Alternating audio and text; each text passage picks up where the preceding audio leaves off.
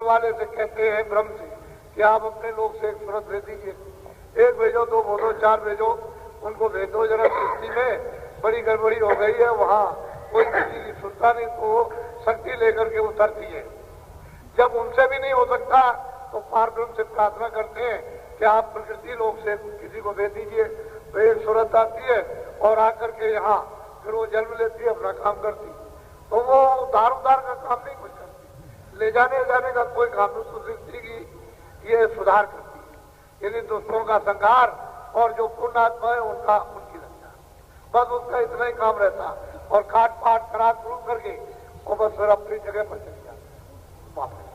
फिर वो सृष्टि बहुत दिनों तक 6 नमन में, यानी जब बहुत कम लोग रह जाएंगे तो 6 नमन में बड़े मतलब नियम संयम, अपने मतलब ये गृहस्थ आश्रम के बंधनों में सब के सब मतलब ये चलते हैं। फिर गड़बड़ी होती है, फिर वो किसी को नहीं। इस तरह से ये अपने अपने स्थानों से लोगों से भेजते रहते हैं, खुद तो आते नहीं है।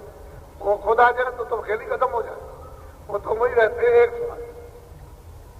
उस लोग की एक होने देते, वहां की शक्ति दे करके अपने अपने लोग की, तो फिर वो काम करती है और फिर वापस चली जाती है वहां। जब उसका पीरियड खत्म हो जाएगा, यानी उस लोक की, जब लोक की आयु समाप्त होगी तो लोक में फिर आना, फिर जाएगा। फिर यहां से फिर अगर जाए तो जाए, नहीं फिर 84 चला जाए, नरकों में चला जाए। तो ऐसा है कि तो ऊंचे नीचे, रेड घड़ी ऊंचे नीचे, और फिर मतलब 84 चले गए नरक। तो इसका तो सबकी अवध रखी हुई है, इतने दिन तक यहाँ, इतने दिन तक यहाँ, इतने दिन तक यहाँ, इतने दिन तक यहाँ, इतने दिन तक यहाँ। तो वो कहते हैं कि सहदल कमल में फिर वो साक्षात्कार, तो नीचे उसके 4 ज्योति, झिलमिल ज्योति, अग्नि ज्योति, शिखा ज्योति, और आगे जो है ये जगमग ज्योति। और भी ज्योति इसके अतिरिक्त है।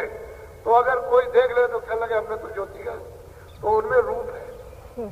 पूजा आपने किस ज्योति का दर्शन किया, तो फिर अगर नहीं किया तो नहीं बता सकता। जिसका दर्शन करेगा उसको बता देगा कि मैंने इसका दर्शन किया, और दर्शन नहीं करेगा तो नहीं बता। लिखा पढ़ी में नहीं कि लिखा पढ़ी से आपने समझ लिया, वहां तो पूछेगा भाई किस ज्योत का दर्शन किया, तो अगर वहां तो कोई रूप है नहीं तो झूठा है, तो गलत है, फिर उसने किया नहीं।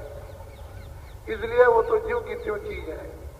उधर में तो सब रूप रंग सब दिखाई देते हैं। 14 लोग हैं यहाँ स्वर्ग वैकुंठ में, तो अलग अलग राज करते हैं, वो अलग अलग राज करते हैं। उनसे पूछा भाई आपने उनको किस ज्योत में देखा है, 14 तबकों को, 14 भवनों को, कौन कौन किस किस लोक में राज कर रहा, तो नहीं देखा, नहीं बता सकता। बोले क्या मालूम कि किस लोक में कौन राजा है।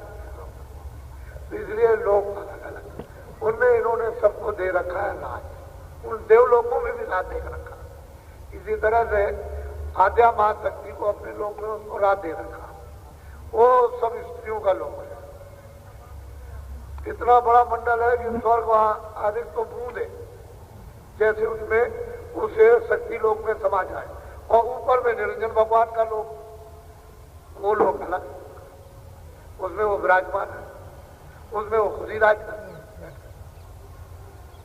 तो असल चीज ये है कि देखेगा नहीं। अब यही देखा कि तुमने किस रूप में देखा, यानी उसे ज्योति स्वरूप भगवान को, तो जो देखेगा नहीं बता सकता, और जो देखेगा बता देगा। असल चीज ये है कि वो कहते हैं कि 5 इस तरह से तुम सुमरन करो घाट में बैठो, और जब देखो तो इस तरह से शाम के बीच में सफेदी, सफेदी के बीच में उसमें देखो आप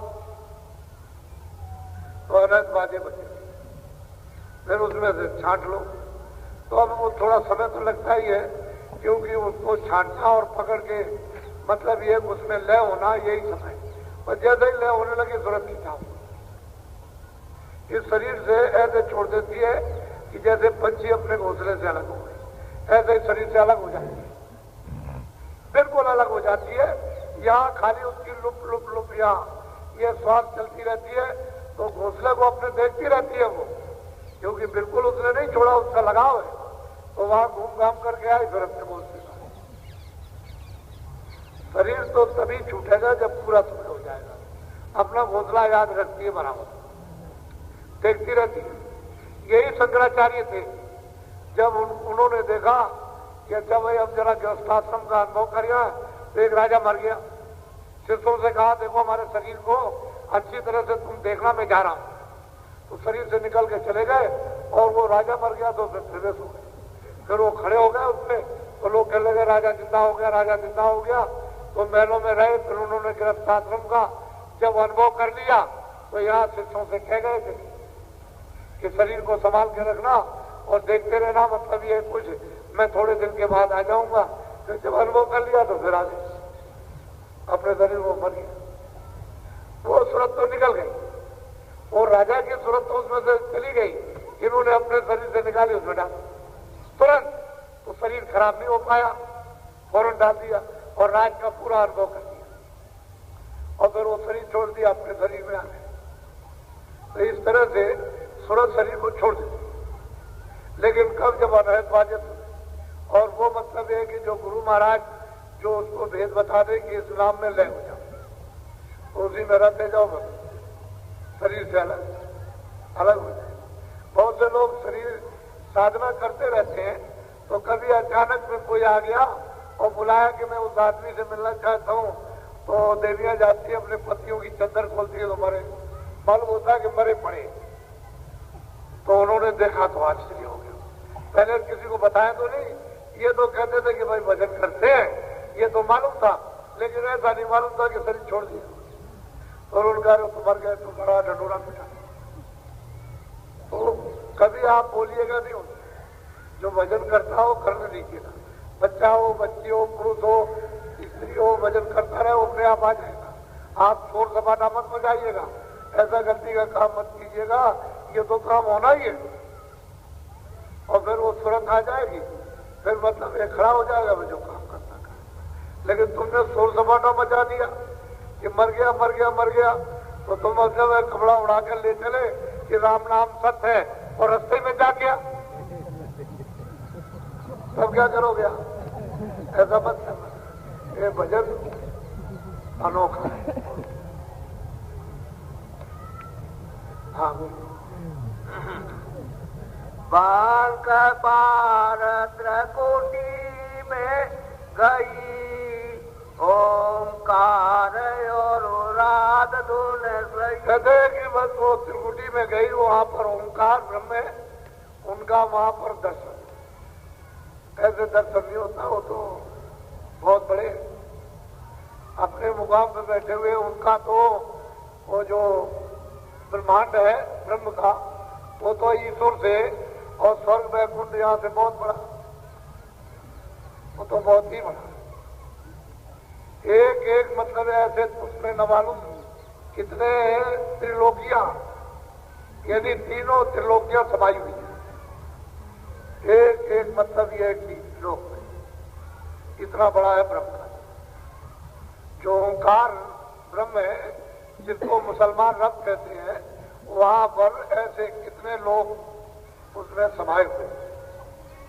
कहते हैं सूरत में वहां इस तरह से जाकर, तो कब जब उन्होंने घंटा की आवाज सुनी तो पहुंचे सैकल कमल में, ज्योति का दर्शन हुआ। उन्होंने फिर वो आवाज सुनी संग की, तो उसने मिला दिया उन बाजों से, जो मृदंग बज रहा था, जो उधर में बादल गरज रहे थे, उनसे मेल करा दिया। वहां फौरन मेल करा देते एक दूसरे से। तो फिर उसको ओंकार त्रिकुटी में पहुंची, वहां साक्षात ब्रह्म का साक्षात। वहीं पर गुरु महाराज बैठे, बहुत दूर बैठे, पास में नहीं है उनकी। ये मूर्त जो यहाँ आते हैं वो सब वहां दिखाई देती है, लेकिन ये हाड़ मास कहाँ शरीर नहीं रहता, लेकिन रूप बिल्कुल यही, ऐसा ही रूप वहां दिखाई। तब तो काम करेंगे सुरतों का। अगर कोई और रूप होगा तो आपने किसको पहचाना? कोई और मिल गया तो फिर आपने प्रेम क्या किया? ये वहां मिलेगा, वहां आपको देखने को मिलेगा। बहुत उस ब्रह्म से ज्यादा नूर, ब्रह्म से ज्यादा उसमें प्रकाश है, वहां बैठे हुए विराजमान। कहते हैं कि वहां से ये ब्रह्म का स्थान है। तो गोस्वामी जी महाराज इसको देख रहे थे कि अति विचित्र है, वहां बड़े बड़े लोग हैं। उसको ये कह रहे थे, बता रहे देखा था, उन्होंने देखा, कबीर साहब ने देखा, रहता जी ने देखा, मीराबाई ने देखा, तेजोबाई ने, चरणदास जी ने भी कहा था, ये जितने भी कलयुग में महापुरुष आए सब। और गुरु महाराज ने भी यही रास्ता बताया था, जो यहाँ और जाते हो दर्शन कर लेना, कितने सीधे साधे, यानी मतलब उन्होंने ये भेद बताया था और ये कहा था कि मेरा समय तो पूरा हो गया, ये दौलत लोगों को बांट देना, ये दौलत जीवों को, ये सुरखों को बांट देना, अपने पास जमा करके मत रखना, बांटने के लिए दी गई।